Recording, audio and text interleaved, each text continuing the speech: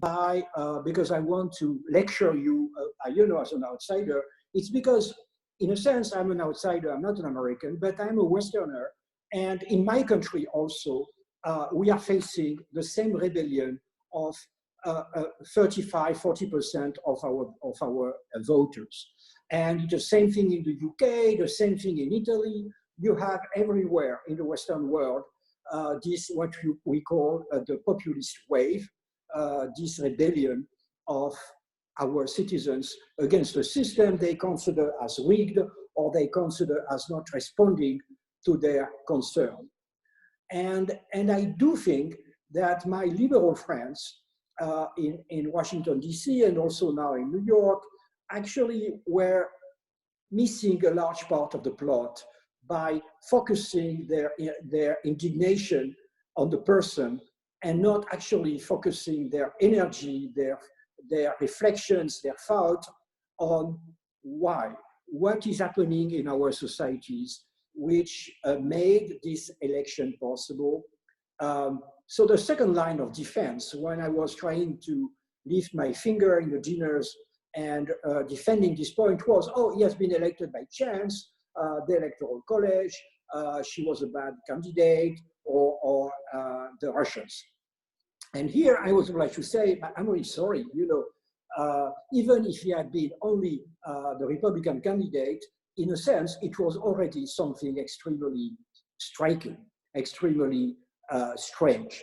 So I think what we should do, and again, when I said we, it means that in all our Western democracy, I think we should put on hold our indignation, put on hold our, I should say, a bit of snobbery also, our sense of basically really having the high moral ground, and maybe forgetting the daily tweets and saying, but why? Why he has been elected and why he may be re-elected and why actually you may know that he is the president who by far has kept his voters behind him in an exceptional way. And that's really, I think that's my first reflection, as I told you, because as an outsider and an insider, as a non-American, as a Westerner. And I do think that it would be totally counterproductive to consider that all these people who elected him and are ready to vote for him again actually are simply fascists or simpletons or stupid people. Something is happening deep in our societies, and something which could endanger the future of our democracies. And if we don't face the phenomenon itself, I think we'll really miss the point, and you'll have it for the second mandate. In the French embassy, we had a real debate about it, because we are French, so we are supposed to try to think and to say why. And there were two schools of explanation, and again, when I say explanation, it's not only explanation of Donald Trump, explanation of the yellow vest, of Brexit, and in a very strange way, I was alone against the young diplomats. For the young diplomats, it was identity. They were, really referring to the identity crisis that really, which you see in very different ways, but you see everywhere in the Western democracy because of immigration, because in Europe, you have the question of Islam, in the Western societies, in Judeo-Christian societies, in a secular environment. In America, you have also the questions of identity in a very, very different way. I don't have to emphasize it because you perfectly know the situation. On my side, because I am a son of the 70s, so it was a time where we were still reading Karl Marx in the European universities. I was much more interested by the economy, really basically 40 years of neoliberalism. And on the top of that, really, which means inequalities, growing inequalities, but also a crisis of the middle class, and also the fact the crisis of 2008. On the top of that, I think we have underestimated the seriousness of this crisis because it was remarkably well managed by President Obama. So that was the two explanation to the debates that we had, and of course it leads to different decisions. You know, really, you as a diplomat, I would at the end of the conversation, I would say, really, basically, maybe both explanations are good, but I do think that again it deserves our attention, our exam. Because last point, you know, I'm brief and maybe it's not what you were expecting from me to talk about this issue, but I think last point is really at the same time that we are living obviously a period of transition.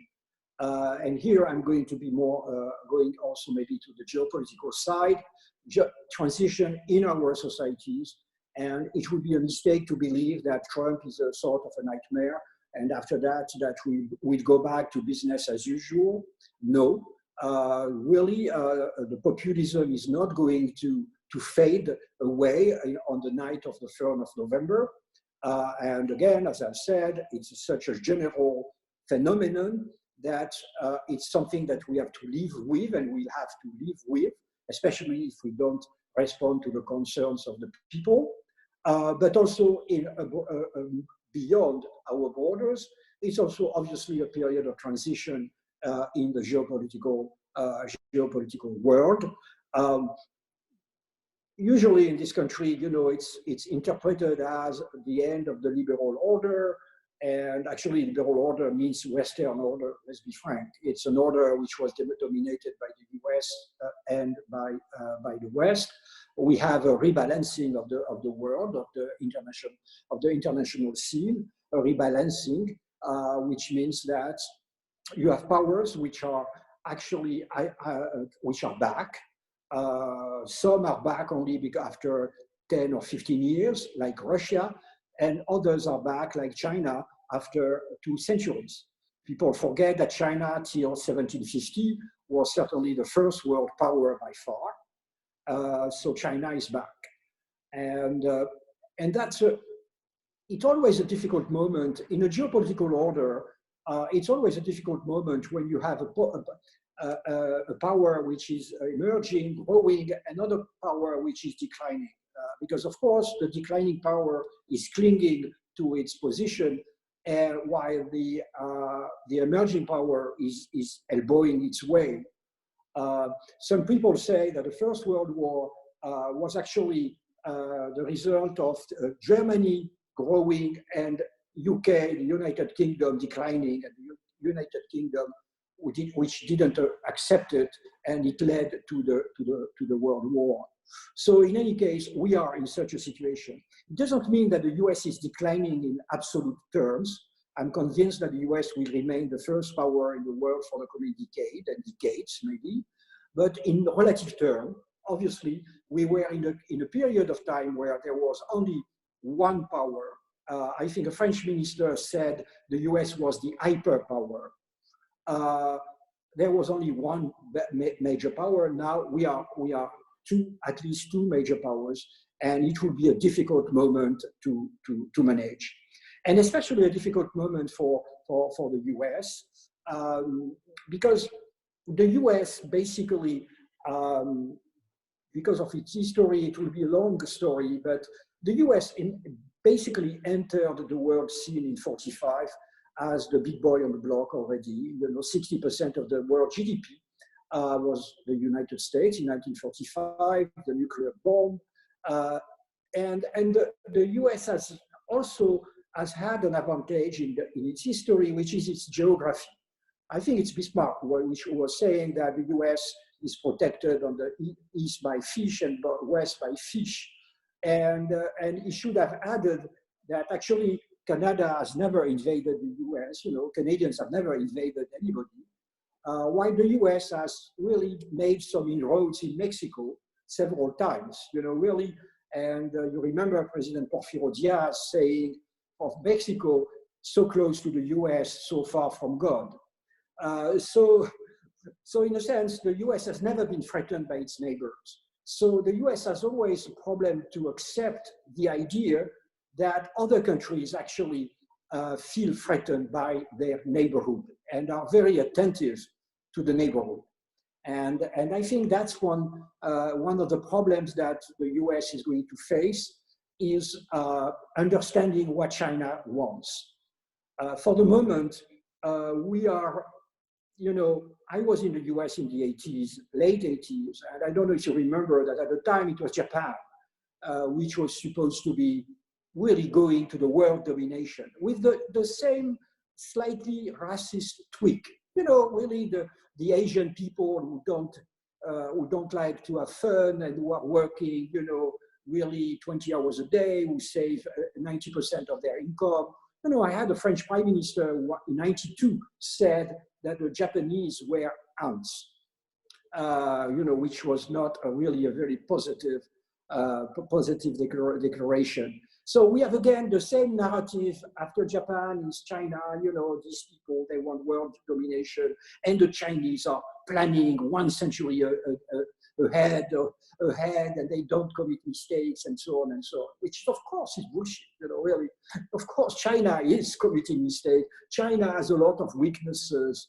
So let's forget it, you know, really. There are hundreds of millions of Chinese who are living in an abject poverty.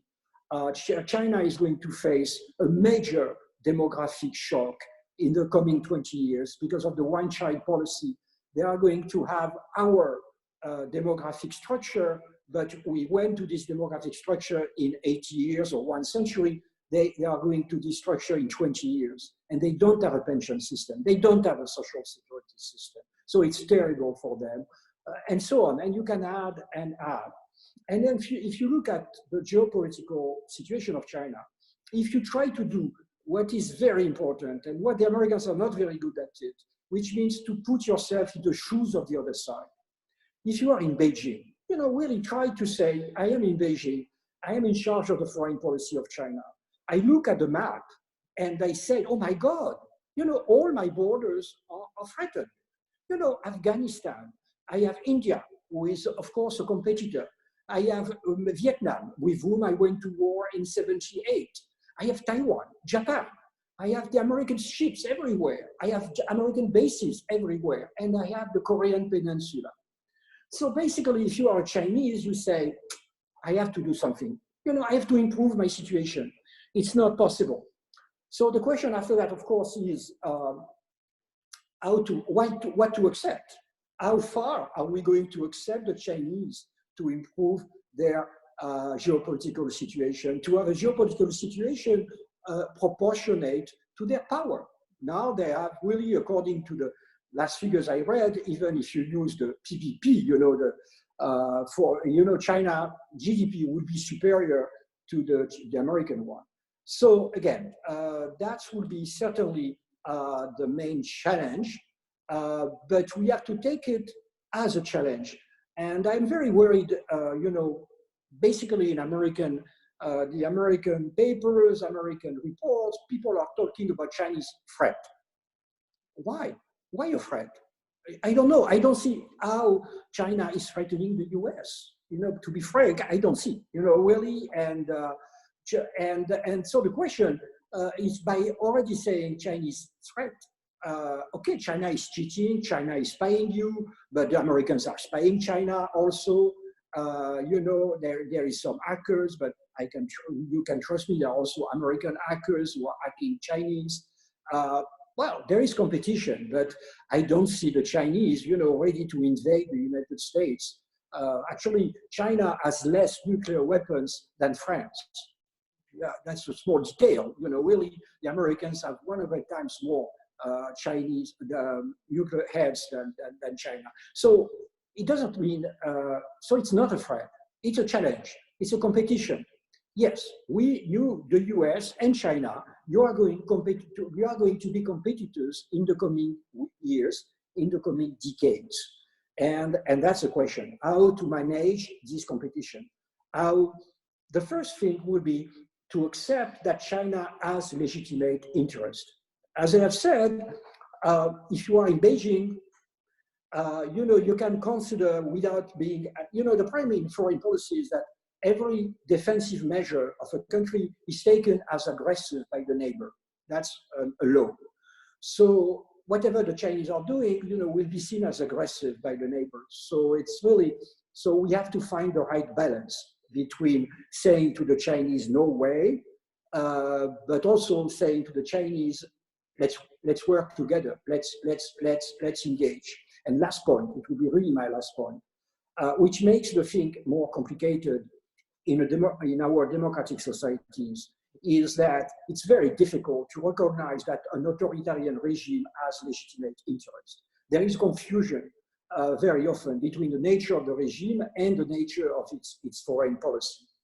I want simply to say that if you consider that an authoritarian regime doesn't have natural legitimate interest, you can say bye-bye to foreign policy, because basically, unfortunately, the majority of the countries in the world are authoritarian. So we have always had to handle, to have foreign relations with authoritarian countries.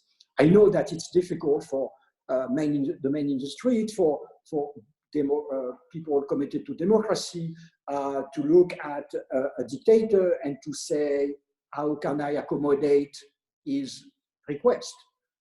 But unfortunately, that's the core of foreign policy. Whatever you think of Xi Jinping, he is the leader of the second or the first of the second world power.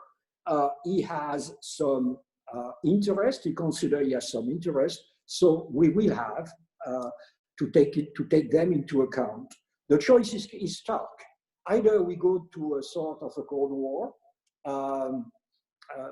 Let's not forget, the Cold War could have been avoided. It's really in 1945, 46, when people were saying that USSR wanted to invade the world, USSR had 20 million of dead during the Second World War. The country had been totally devastated. The US was 60% of the world GDP, and the US had the bomb, and the USSR didn't have the bomb. But Stalin was Stalin, so it was considered that Stalin couldn't have legitimate interest. So we have also to find the right balance in the coming months, in the coming years. To be frank, the first months of the rivalry, of the competition, frankly don't bode well to the future of the competition, considering the comments of the American Secretary of State, or the President, saying that China has really spread the virus on purpose.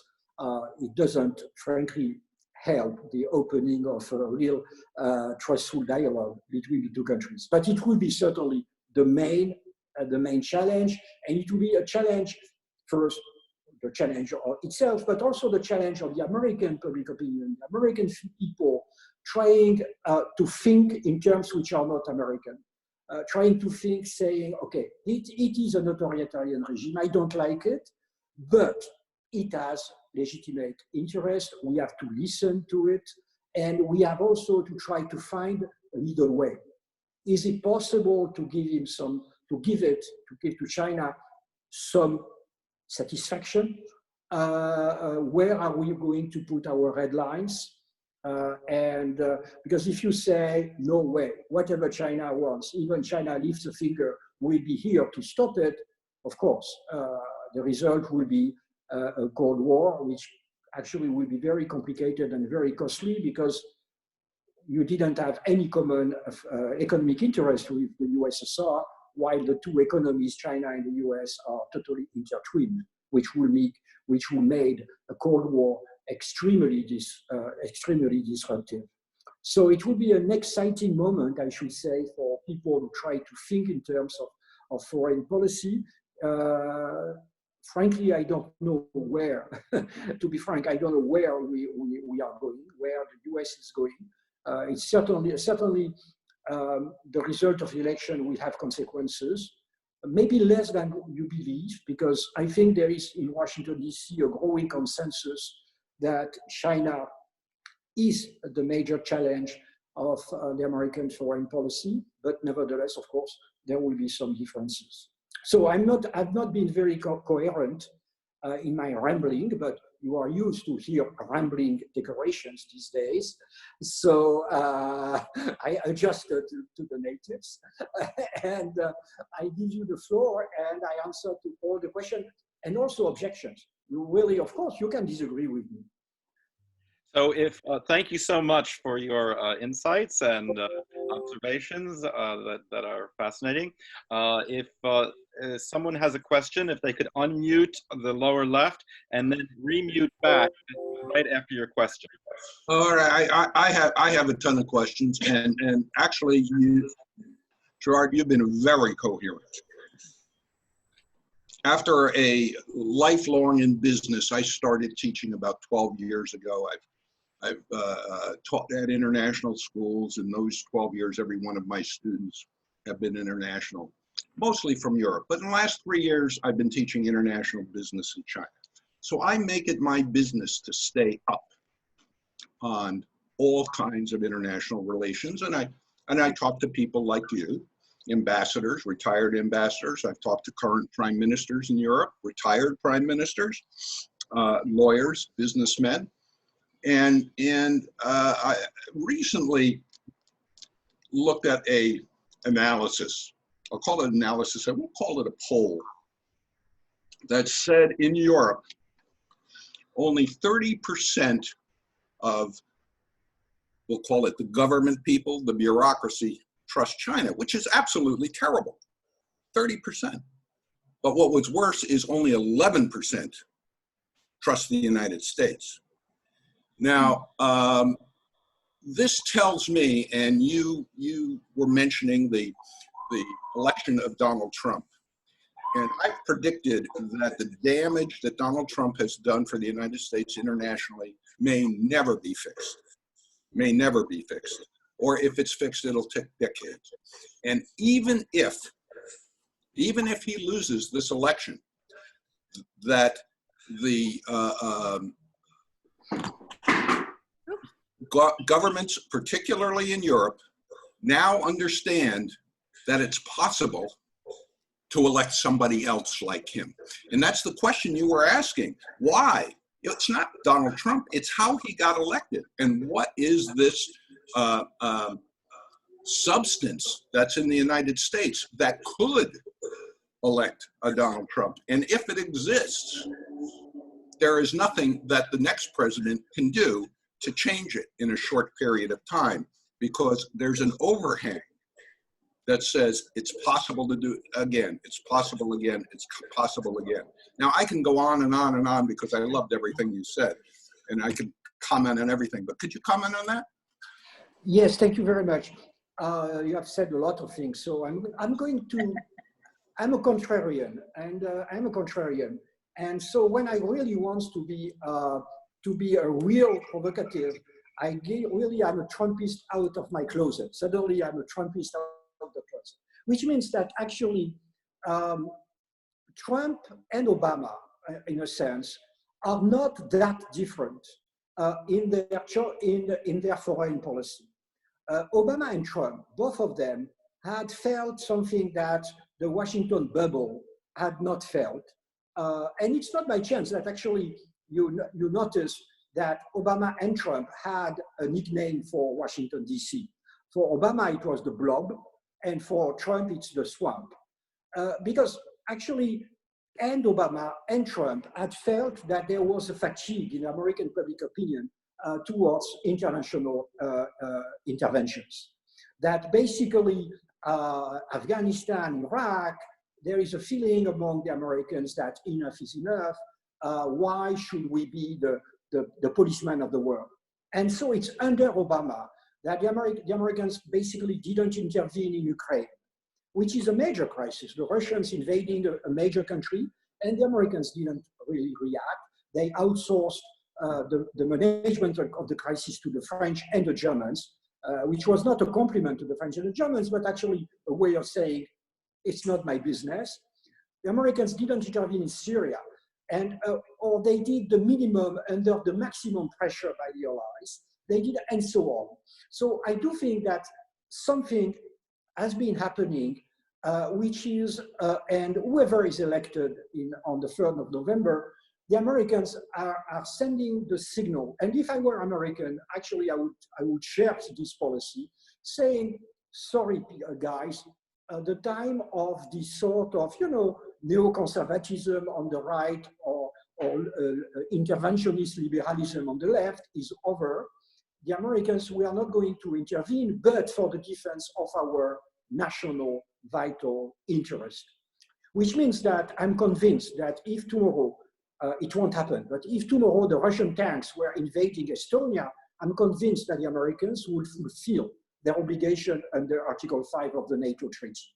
But the Americans, Biden or another one, are not going to intervene in Ukraine, in Libya, and in Syria, which for Europeans is critical, because Macron has been repeating, we Europeans who have to take care of that because the Americans are not going to take care of it.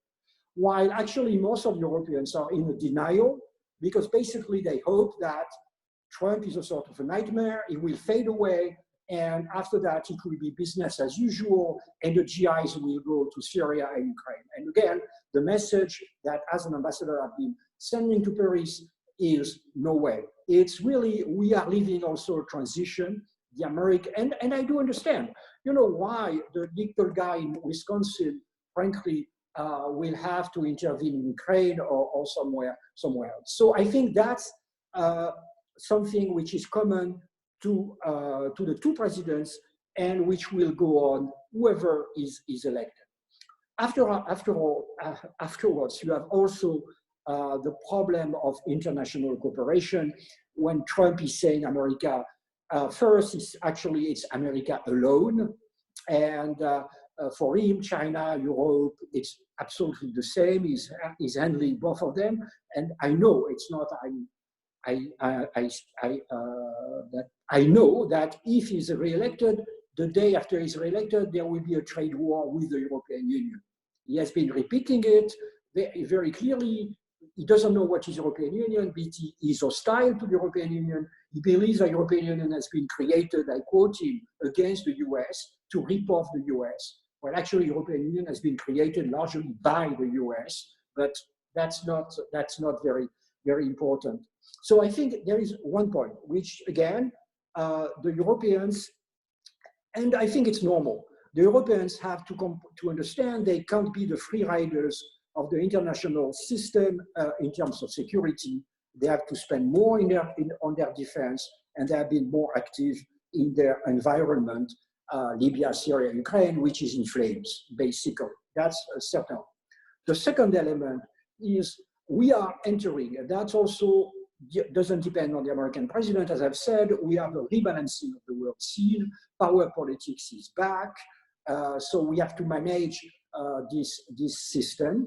And of course, the difference would be, when Macron was in Washington in April 2018, he told Trump, he said, what you are saying on China is right. China is cheating. China is stealing our intellectual property, doesn't give access to its markets, and so on and so on. So let's work together.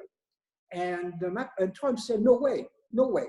I settle my score with China, and afterwards it will be with the European Union. So of course, if Joe Biden is elected, it will be quite different, and we can work together, Europeans and Americans, on the real issues, really, because we are living also a technological transition, and there are a lot of questions which are ahead of us. For instance, the ethics of artificial intelligence, the problem which is the taxation of the high-tech companies. Really, we know all our taxation system is based on brick and mortar. So how to tax Google in France? The governance of internet, the cryptocurrencies. You have a long list of very, very important issues that if we don't regulate them, if we don't manage them together, Americans and Europeans, actually the standard will be set by the Chinese. And that's the way, that's the reason that I think that more than ever, we have to work. Okay, we don't ask for American GIs. I think the Americans are right to say we are bringing them home, but there are a lot of critical issues for our societies where we should work together. And of course, for Trump, it doesn't make any sense. I'm a bit long, I'm sorry. Do we have another question? Yes, please, I do. Francis. Yes. Can you hear me? Yes. Merci, Monsieur l'Ambassadeur. We loved your rambling. Can you hear me? Yes, I can. Yeah. No, bonjour. I loved your book, and I urge all the Paris American Club members to read Passeport Diplomatique. My only question is, and you should become a member of our wonderful club. Mr. Ambassador, what can we do to help the United Nations? This administration, this US administration has attacked the United Nations, be the Secretariat, WHO, UNRWA, and so forth. What can we do? Actually, first, again, I am really definitely a contrarian, and a lot of people are forgetting that multilateralism has worked only when great powers have accepted to work with the international organizations. As you know, the Security Council basically didn't work for 40 years because the Soviet Union and the US were blocking each other.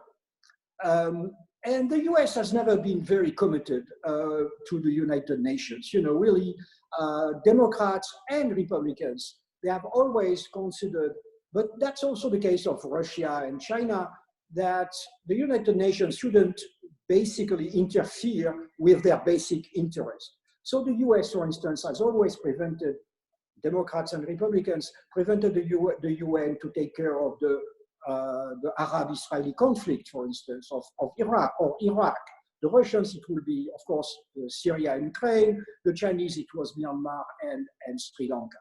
So the real remit of the United Nations has always been limited in the real world. So the Republicans hate, for some ideological reasons, the United Nations, but I should say that the Americans are not basically the big fans of an active multilateral system. When you are a big guy, you know, you don't like to be basically tied, you know, by small countries. You know, it's Gulliver. When you are Gulliver, you don't want to be tied by dwarfs. So you remember that it's under the Democrats that actually the Americans didn't sign the convention banning the nuclear testing, didn't the International Criminal Court, or the convention forbidding the personal landmines. And it was President Clinton.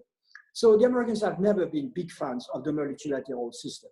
But there is a difference between not being a big fan and being an enemy, an ideological enemy of the UN system. So let's be frank, if Donald Trump is reelected, which is possible, he will feel totally justified by his election. He will be totally unleashed. There will be no limitation on what he is going to do because it won't have to be reelected. He will consider that his reelection is the evidence that he was right. So let's not expect anything from a reelection of Donald Trump in the international system. There will be trade war with the European Union. There will be, I'm not sure that NATO will survive. You know, really, that's something critical. That's the reason why, and I didn't answer to the question, the previous question, if he is reelected, I think there will be really something extremely significant will happen in the international system, and it could be the death blow of multilateralism, of effective multilateralism. You know, really, basically, it's, I don't see how the system could really survive really to new blows coming from Washington. So, having said that, the international system, as you know, is really, we have inherited it from 1945, and it certainly would deserve some some renovation, but no.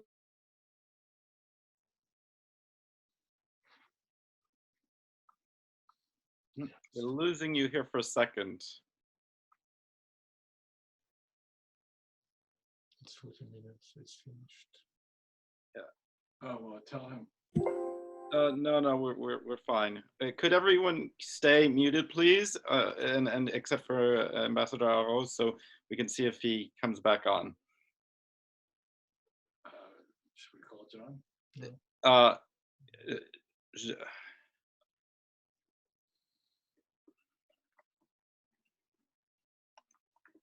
I'm not sure. It could be the 40 minutes that elapsed. Is the 40-minute elapsed? No. We have unlimited time. I see. Unlimited time. Let me. It'd only be 4 minutes. 40. Yeah, no. We're fine. We have a paid subscription. We have unlimited time.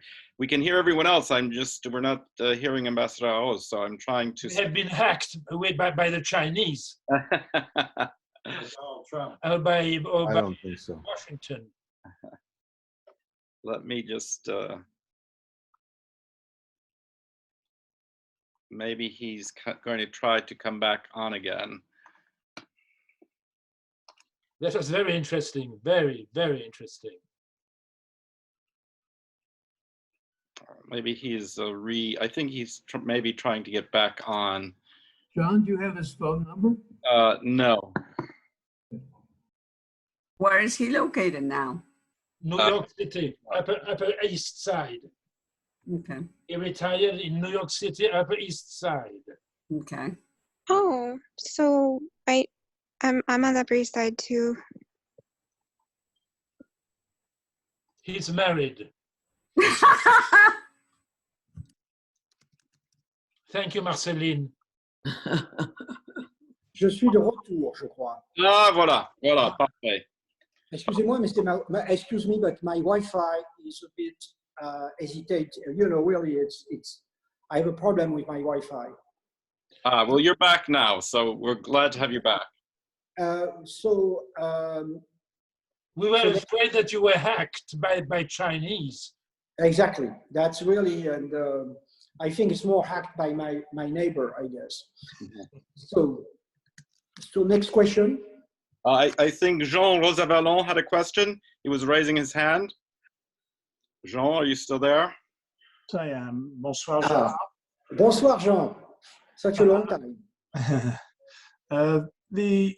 In spite of his management of the crisis, it seems that Trump has been very resilient, and he has not lost at all support for the vast majority of the people who have been behind him. Any comment on this situation? No, I think you're perfectly right. You know, it's really, I think I emphasized it in one of my previous comments, that the exceptional loyalty of his voters. And in itself, it's something important. It's a message important. It's an important message because it shows that actually he's responding to their expectations. And so that's something very, very clear. No, I think, again, I don't have a crystal ball. I'm not an American. He has been elected by a few thousand votes in 3 states. So he can be re-elected or he can lose. But when you consider the way the campaign is waging, there was a long article in the New York Times today saying that, and I think I had said that also in an article I wrote for a French weekly, that actually the virus will be the critical element for the election. Basically, in this very weird campaign, where there is no campaign, by the way, there is no campaign. You hardly see the poor Joe Biden. Basically, on the 3rd of November, the voters will answer the question whether Trump has handled correctly or has mishandled or mismanaged the virus crisis. I think that the challenge for Trump, less than Biden, in a sense, is the virus. The same way that, according to the article of the New York Times in 2008, Obama was elected on his supposed ability to manage the financial crisis. The crisis is so important, and with millions of unemployed people, the collapse of the economy, that it will be the topic of the election, which means that it's totally unpredictable. What the voters will conclude, we simply don't know. So it's, but again, I'm not American, so really other people may have different opinion. Do we have questions from someone else, please? Francis, attends, s'il te plaît. I just have a quick question. Is the Brexit an indication that the European Union is not going to be able to sustain its cohesion? I think the question, I think it's a very legitimate question. The European, the European Union was already traumatized, like the American society, by the crisis of 2008. You may remember the ordeal that Europeans went through because of Greece, crisis after crisis, and basically also the Eurozone, the crisis of the Eurozone, the enduring crisis of the Eurozone, because we have a monetary union without having a fiscal union and budgetary union. What does it mean? It means that, in the US, basically Greece, Germany, it's not worse than Alabama, Massachusetts. But in your country, the money is flowing from the later to the former through the federal budget. So it means that the taxpayer in Boston doesn't know that every year he's giving, I don't know how much money, to the taxpayer in Alabama. While in Europe, we don't have a federal budget. So it means that you have to have these meetings where suddenly people say, oh, we are giving 80 billion euro to Greece. I remember I was spending my vacation in Greece, and I had French friends who were telling me, each of us, we have given 4,000 euros to the Greeks, which is not very, how to say it, very healthy. So, and we have not solved this problem. On the top of the 2008 crisis, you have now the crisis of the virus. And of course, any crisis has asymmetrical consequences, which means it's not hitting every country the same way. And again, we are going to see it this time, which means that if a country is more hit than the other country, the question is, of course, the transfer, the support by a country to another country. And the same question is raised by the taxpayers. And it's not healthy. Every time, really a country is transformed into a beggar, and the other country is really, you have comments, about the pizza eaters, it's unhealthy. And especially when you are living through, like in your country, with populism, you have feelings which are expressed now loudly that you were not supposed to say it 5 years ago. So there are tensions. At the same time, what I see, and that's the wisdom, accepted wisdom in Brussels, and even if I'm a contrarian, I have no argument to say that it doesn't work. You may have seen that each time, more or less at the last moment, the EU is muddling through. You saw there was a growing crisis, and suddenly there is an agreement between Macron and Merkel to move forward in a bold way. So behind it, there is the conviction that no European country, I exclude the United Kingdom, no European country feels that its interest is to leave the European Union. We saw it, in the negotiation with the UK. My bet was, and I was wrong actually, that the British will succeed to divide Europeans the same way they have been doing it for 500 years. And actually they didn't succeed to do it. And I asked the negotiator with French, Michel Barnier, I asked him, I said, but why? And he told me, he said, because the jewel of the crown to which every European country Hungary or the Netherlands, Portugal or Finland is really deeply committed is the single market. And that's, they don't want to lose it. And what the UK is doing is basically trying to pick and choose, trying to unravel the single market. So in a sense, I think there will be other crises, but so far, the common wisdom is that at the end, the Europeans will avoid the worst case scenario, which frankly is a bit a dangerous bet, because in foreign policy, like in your private life or that in your life, there is something you never forecast, which is the crisis, the revolution. You know, nobody was in 1789 could forecast that a millenary monarchy will collapse in 3 years. Nobody will in 1978 could say the Shah will be out in 6 months. And we are in a period where the system, the political system, are under a maximum tension. And so we can't exclude, I should say, a sudden crisis. For instance, with Italy. Italy has basically had a GDP more or less stagnating for 10 years. Italy has been under maximum pressure with the virus. It's the main victim of the virus in Europe. And Italy has had the far right knocking at the door of the power for also quite some time. So what happens? And the government majority is very fragile and in a sense artificial. So what happens if the far right takes the power in Italy? You know, Europeans, we could afford Greece, if I am vulgar. We could, really financially, we could afford Greece. We couldn't afford Italy. Italy is the third debt in the world, the stock of the debt, or the fourth. So we couldn't afford. So again, I think that the last week makes me optimistic with the agreement between Merkel and Macron as the evidence that once more Merkel is taking the right decision. Usually she takes the right decision late, but as usual, but she has taken the right decision.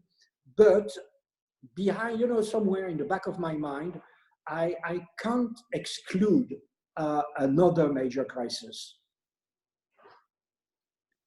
Thank you. Well, on the more positive note about the Merkel-Macron agreement, I think our time is about up. We thank you so much for your so insightful observations, comments, and such an honor for you to address the club. We hope one day when we're back together, we can invite you for a real dinner as opposed to... Yes, I hope so. Really. And if you're on East 73rd, remember the Bohemian Club. It's fantastic. Yeah, exactly. The Czech Republic. Can I just make one quick small question? And that is, don't you have the feeling that our president is acting like a millennium? Whatever he wants to do, the minute he wants to do it or say it, he twitters, and then he denies he said it, or he's not quite positive that he might change his mind, and he says it. Whatever he says is not set in stone. He can come back at us. I think we don't have time for a psychological analysis of your president. It will be a long story. Last time, an anecdote to conclude the meeting. Actually, he sent an aggressive tweet against Macron when he was back from Paris on Veterans Day 2018. And so Macron woke me up in Washington saying, what should I do? And I told him, I said, do nothing. Because if you answer to his tweet, as he's a teenager,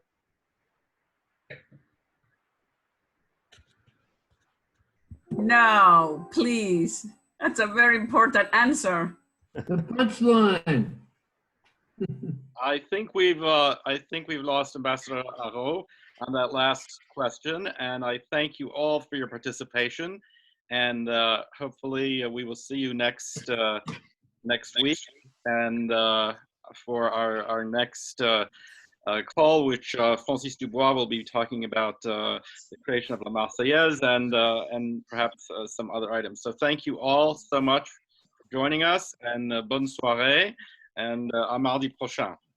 Who's going to be around? Merci beaucoup. Au revoir. Au revoir. Au revoir. Merci. Merci, au revoir. Au revoir. Thank you. Goodbye. Well done.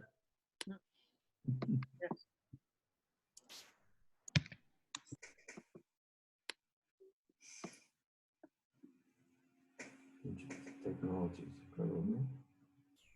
Hello.